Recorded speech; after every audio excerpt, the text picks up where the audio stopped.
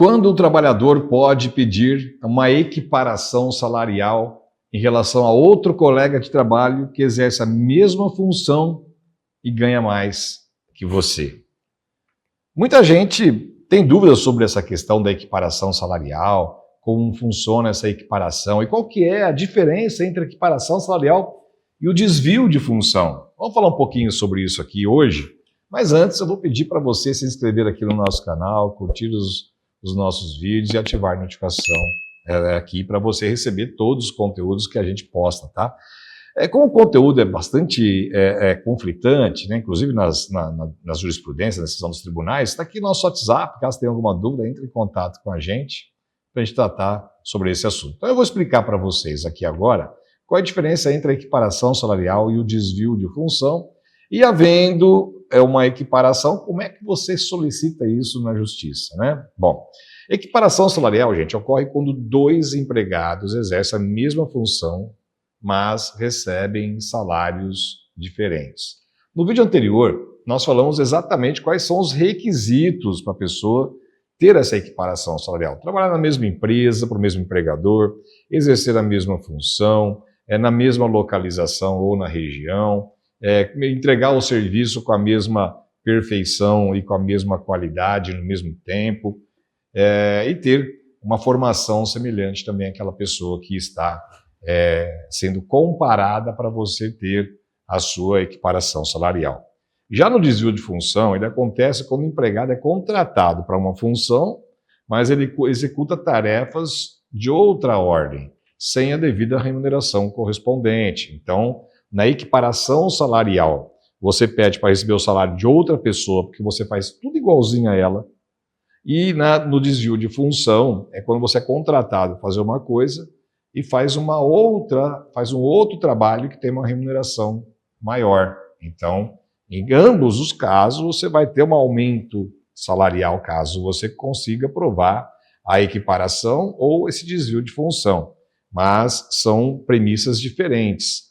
Numa, você quer provar que faz o mesmo trabalho de outra pessoa e está recebendo menos, isso é equiparação.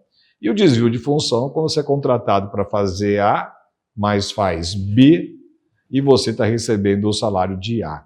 Então, você tem que ter um aumento, um incremento nessa remuneração, porque você está entregando mais do que aquilo pelo qual você foi contratado. Bom, essa é a diferença. Bom, tendo essa questão da equiparação salarial, a gente tem que entender como é que funciona o pagamento dessas diferenças que você pode pedir.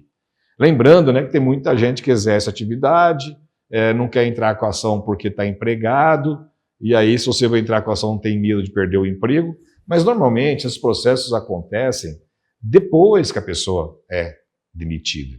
E aí ela tem o direito de cobrar nos 2 anos depois da rescisão do contrato as diferenças salariais. Então, caso seja reconhecido na justiça essa equiparação, ou o próprio empregador, o próprio patrão, quando vem o processo entende que você está certo, né? É difícil, mas é possível, ou até fazer um acordo, aí o empregador deve pagar a diferença salarial que você recebeu em relação com aquela pessoa com qual você está comparado, e retroativo aos últimos 5 anos, né?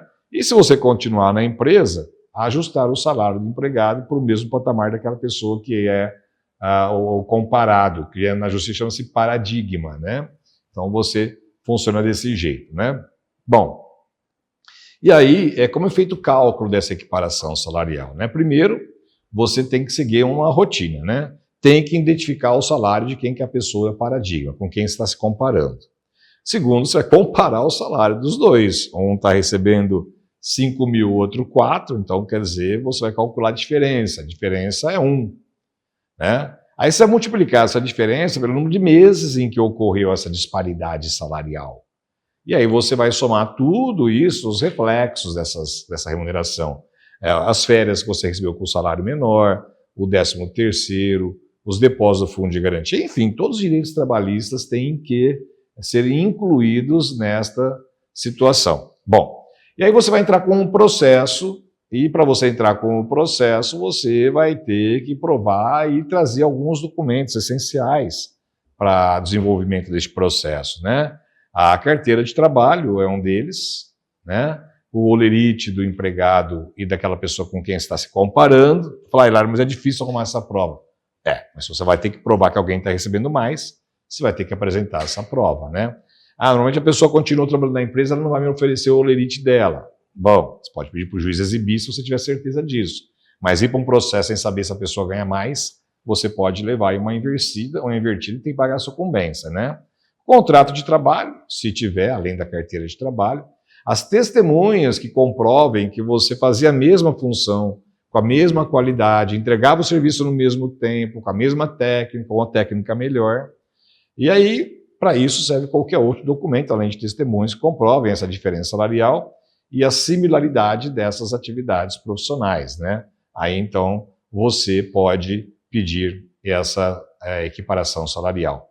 Qual é o caminho mais curto, né? Em primeiro lugar, né, o advogado que você vai contratar pode notificar a empresa, se for o caso, para fazer o reconhecimento disso, tentar fazer um acordo mesmo antes de entrar na justiça.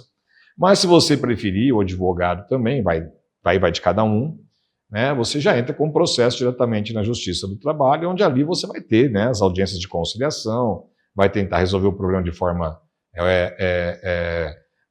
conciliatória, mas se não der, o juiz vai ter que ouvir testemunha, produzir prova e apurar que você tem essa prova. Lembrando que quem tem que provar que tem diferença salarial e quer equiparação é o empregado, né? Então, cabe ao empregado essa atividade. Então, se você tem ou conhece alguém que está recebendo menos pelo mesmo trabalho, então está aí uma oportunidade para você compartilhar esse vídeo para ela poder entender.